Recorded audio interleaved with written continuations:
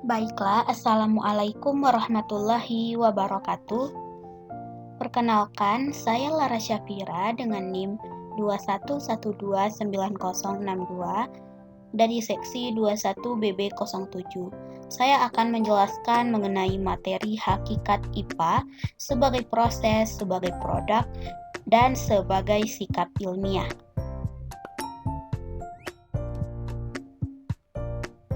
Yang pertama, hakikat IPA. IPA atau ilmu pengetahuan alam adalah sebuah istilah dari salah satu cabang keilmuan yang mempelajari tentang pengetahuan alam.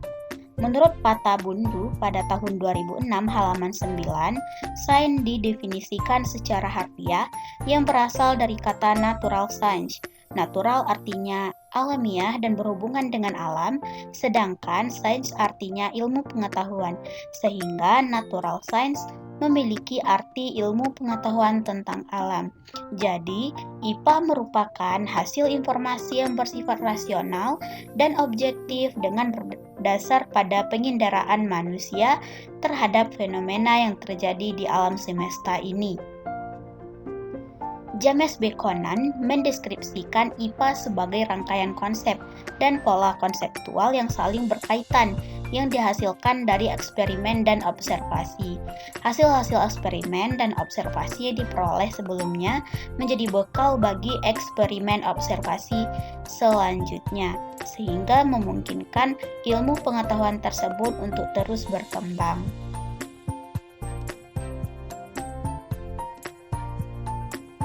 Nah, selanjutnya menurut Permendiknas nomor 22 tahun 2006 dalam Sujana tahun 2013 halaman 14. IPA merupakan ilmu pengetahuan yang berkaitan dengan cara mencari tahu tentang alam secara sistematis. Sedangkan menurut Iskandar dalam Rusyanti pada tahun 2013 menyatakan bahwa ilmu pengetahuan alam adalah pengetahuan manusia yang luas yang didapatkan dengan cara observasi dan eksperimen yang sistematik, serta dijelaskan dengan bantuan-bantuan, aturan-aturan, hukum-hukum, prinsip-prinsip, teori-teori, dan hipotesa. Nah, selanjutnya hakikat IPA ini meliputi 4 unsur, yaitu yang pertama sikap. Sikap rasa ingin tahu tentang benda, fenomena alam, makhluk hidup, serta hubungan sebab akibat yang menimbulkan masalah baru yang dapat dipecahkan melalui prosedur yang benar, bersifat open-ended. Yang kedua, rasa ingin tahu. Prosedur pemecahan masalah melalui metode ilmiah. Metode ilmiah meliputi penyusunan hipotesis, perancangan eksperimen atau percobaan, evaluasi, pengukuran, dan penarikan kesimpulan. Yang ketiga, produk, berupa fakta, prinsip, teori, dan hukum. Yang terakhir, aplikasi, penerapan metode ilmiah dan konsep IPA dalam kehidupan sehari-hari. Saat ini ditambah lagi satu, yaitu kreativitas. Swasastra dalam I Gusti Ayutri Agustiana 2014 halaman 434 sampai 435. Selanjutnya, IPA sebagai suatu proses. IPA sebagai proses merupakan suatu tahapan untuk memperoleh produk IPA. IPA sebagai proses sangat berkaitan erat dengan keterampilan proses sains. Keterampilan proses sains merupakan cara untuk memperoleh ilmu dalam Sujana pada tahun 2013. Jadi, IPA sebagai proses merupakan cara yang dilakukan untuk memperoleh ilmu pengetahuan alam. Cara untuk memperolehnya yaitu melalui keterampilan proses sains. Nah, di dalam penyelidikan suatu ilmiah, itu terbagi menjadi 7 tahapan, diantaranya yang pertama observasi atau pengamatan, yaitu kegiatan yang dilakukan dengan menggunakan panca indera. Yang kedua prediksi, yaitu memperkirakan apa yang akan terjadi berdasarkan kecenderungan atau pola hubungan yang terdapat pada data yang telah diperoleh. Yang ketiga interpretasi, yaitu penafsiran terhadap data-data yang telah diperoleh dari hasil pengamatan. Yang keempat, merencanakan dan melaksanakan penelitian eksperimen. Yang kelima, mengendalikan variabel. yaitu mengukur variabel sehingga ada perbedaan pada akhir eksperimen karena pengaruh variabel yang diteliti. Yang keenam, hipotesis, yaitu suatu pernyataan berupa dugaan sementara tentang kenyataan-kenyataan yang ada di alam melalui pikiran. Dan yang ketujuh, kesimpulan, yaitu hasil akhir dari proses pengamatan. IPA sebagai suatu produk. Hakikat IPA sebagai produk yaitu kumpulan hasil penelitian yang telah dilakukan ilmuwan dan sudah dikaji berbentuk konsep yang telah dikaji sebagai hasil kegiatan empirik dan kegiatan analitik. Bentuk IPA sebagai produk adalah fakta-fakta, prinsip, hukum, dan teori-teori IPA. Dalam IPA dipelajari berbagai fakta, konsep, hukum, dan teori yang merupakan hasil dari temuan para ahli. Hasil temuan inilah yang disebut sebagai produk. Nah, menurut Wibowo pada tahun 2013 mengemukakan bahwa fakta adalah suatu kenyataan, sesuatu yang benar-benar terjadi dan dapat dibuktikan kebenarannya. Selanjutnya, menurut Sujana pada tahun 2013 halaman 26 mengungkapkan konsep adalah abstraksi dari kejadian-kejadian, benda-benda, atau gejala yang memiliki sifat tertentu atau lambang tertentu. Yang ketiga, bahan ajar pendidikan dan latihan profesi guru pada tahun 2018 halaman 137 mengemukakan bahwa prinsip-prinsip dan hukum-hukum merupakan hasil dari generalisasi dari konsep-konsep. Nah, untuk contohnya yang pertama fakta, padi menghasilkan beras, proses pertumbuhan padi, sampah akan menyebabkan banjir, tanaman menghasilkan oksigen, sawah dibajak, padi ditanam, padi berbiji, padi dipanen, padi diambil dari sawah, padi dijemur dan digiling, biji pada siap jadi beras dan nasi siap dimakan. Konsep, contohnya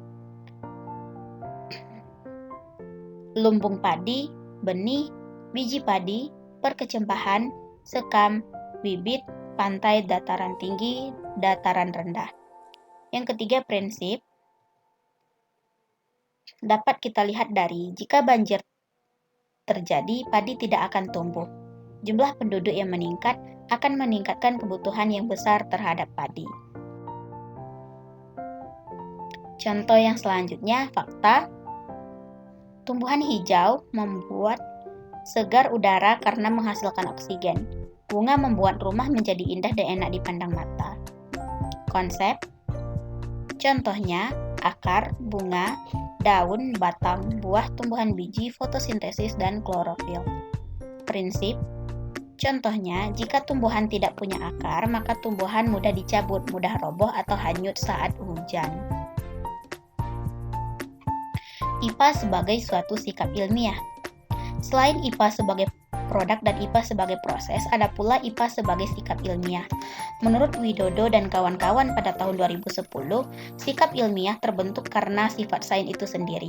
Menurut Sujana pada tahun 2013 halaman 28, sikap ilmiah merupakan sikap para ilmuwan dalam mencari dan mengembangkan ilmu pengetahuan. Hakikat IPA sebagai sikap atau biasa dikenal dengan sikap ilmiah yaitu sikap-sikap yang melandasi proses belajar IPA seperti misalnya ingin tahu, jujur, objektif, kritis, terbuka, disiplin, teliti, dan sebagainya menurut Sayekti pada tahun 2012. Nah, yang pertama sikap jujur. Seperti siswa diminta memilih salah satu tanaman yang sering dimanfaatkan dalam kehidupan sehari-hari. Jadi siswa menerapkan sikap jujur dengan memilih tanaman yang sesuai dengan yang sering dimanfaatkannya. Yang kedua, terbuka pada ide baru. Seperti siswa diminta untuk menyebutkan sikap yang dapat diaplikasikan dalam kehidupan sehari-hari setelah mempelajari materi. Yang ketiga, sikap bertanggung jawab terhadap keilmuannya, bekerja sama, dan pemikiran kritikal. Seperti siswa diminta untuk berdiskusi, mengisi diagram, kemudian siswa diminta untuk mempertanggungjawabkan hasilnya berdasarkan pertanyaan-pertanyaan yang disediakan. Yang keempat, sikap objektif dan sikap berlandaskan bukti. Seperti siswa diminta untuk mengamati gambar, kemudian menuliskan 5 pertanyaan sesuai dengan gambar. Yang kelima, kerjasama. menunjukkan adanya interaksi antara dua orang atau lebih untuk mencapai tujuan bersama. Hal ini dibuktikan misalnya dengan kalimat diskusikanlah dengan teman yang terdapat pada halaman 2, halaman 3, halaman 5, dan halaman 6. Yang keenam, rasa ingin tahu. Siswa diminta untuk membuat pertanyaan sebanyak-banyaknya untuk menjawab rasa ingin tahu siswa. Yang ketujuh, sikap kesadaran atau peduli terhadap lingkungan. Seperti pada materi tentang beberapa cara untuk mempertahankan padi agar tetap dapat dinikmati masyarakat Indonesia. Jadi siswa diminta untuk memiliki rasa peduli terhadap lingkungan dengan cara mengetahui bagaimana mempertahankan padi agar tetap dapat dinikmati oleh masyarakat. Nah, demikianlah materi yang dapat saya jelaskan. Sampai ketemu pada pembelajaran selanjutnya dan semoga bermanfaat. Saya akhiri dengan wassalamualaikum warahmatullahi wabarakatuh.